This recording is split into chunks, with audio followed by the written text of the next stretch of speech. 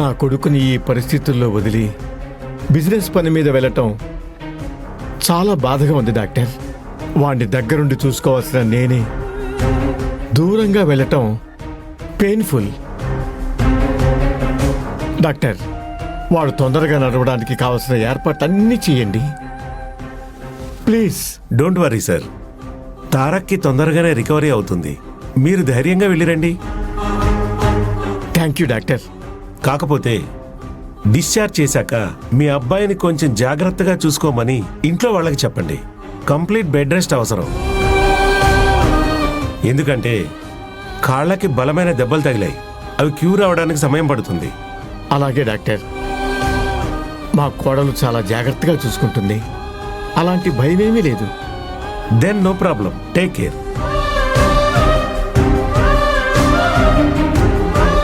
వస్తాను డాక్టర్. మంచిది సార్.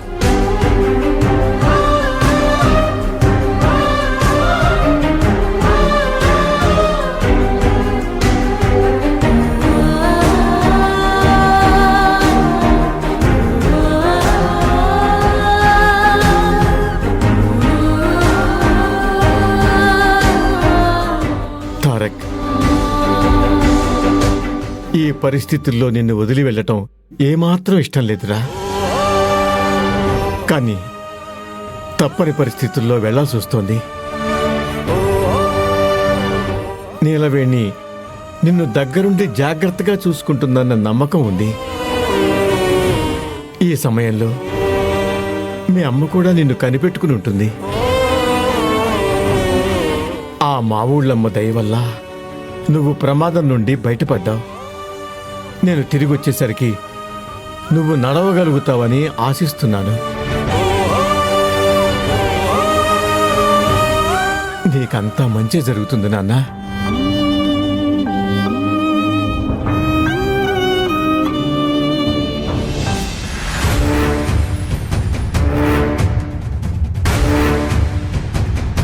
ప్రస్తుతం మీ అబ్బాయి కోలుకున్నాడు, కానీ బహుశా కొంతకాలం సరిగ్గా నడవలేకపోవచ్చు. చాలా బలమైన గాయాలు తగిలాయి. సో నడవడానికి కొంతకాలం పట్టొచ్చు. ఆంటీ, మీరిలాంటప్పుడే స్ట్రాంగ్గా ఉండాలి. ఎలా ఉంటాను? ఇంట్లో బలవంతంగా ఆ పనిదాన్ని కోడలుగా భరించాల్సొస్తుంది. నా స్థాయికి తగిన దానివి నిన్ను కోడలిగా తెచ్చుకుందాము అంటే నువ్వు ఇలా ఇమ్మెచ్యూర్గా బిహేవ్ చేస్తున్నావు. మీ ఇద్దరి వల్ల ఈరోజు నా కొడుకు మంచం మీద నుంచి లేవలేని పరిస్థితుల్లో ఉన్నాడు. నేనెలా ఉండగలను స్ట్రాంగ్గా? నిజమే ఆంటీ, నేను దాన్ని ఎప్పుడెప్పుడు లేపేద్దామన్న కసితో తొందరపడ్డాను. తప్పు జరిగిపోయింది. కానీ ఆ భగవంతుడి దయ వల్ల నా తారక్కి ప్రాణభయం లేదు.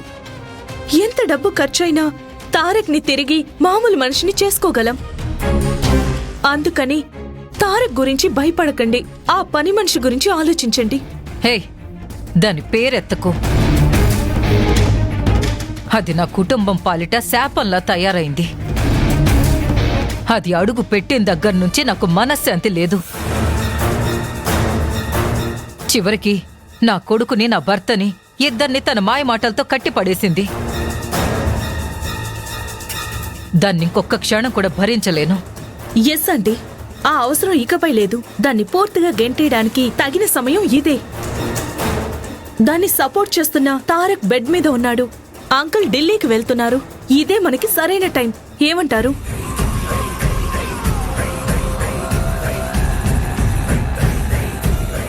అందుకేనేమో నువ్వంటే నాకు ఇష్టం కలిగింది. ఈ విషయం నాకు ఢిల్లీ నుండి కాల్ వచ్చినప్పుడే వెలిగింది. నా కొడుకు గురించి నేనెంత బాధపడుతున్నానో, ఇంకోవైపు ఆ నీలవేణిని ఏం చేయలేకపోతున్నానన్న బాధ కూడా అంతే ఉంది. అందుకే ఇంత పెయిన్లో కూడా నా బుర్ర పాదరసంలో పనిచేసింది. అందుకే తారక్ ప్లేస్లో నేనే ఖచ్చితంగా వెళ్లాల్సిన ఢిల్లీ ట్రిప్కి మీ అంకుల్ని ఒప్పించి పంపించాను. మీరు సూపర్ ఆంటీ. చూసారా మన వేవ్ లెంత్ ఎలా కలిసిందో? ఆ నీలవేణికి ఫుల్ స్టాప్ పెట్టి నన్ను మీ ఇంటికి వెల్కమ్ చెప్తే మన కాంబినేషన్ అదిరిపోతుంది. ఆల్రెడీ ప్లాన్ చేయడం జరిగిపోయింది. తారక్ని డిశ్చార్జ్ చేసి ఇంటికి తీసుకువెళ్లడం, నీలవేణిని ఇంట్లో నుంచి బయట గెంటేయడం ఒకే ముహూర్తానికి జరిగిపోతాయి. శభాష్ ఆంటీ, మీ బుర్రే బుర్రా. Thank you aunty, thank you so much.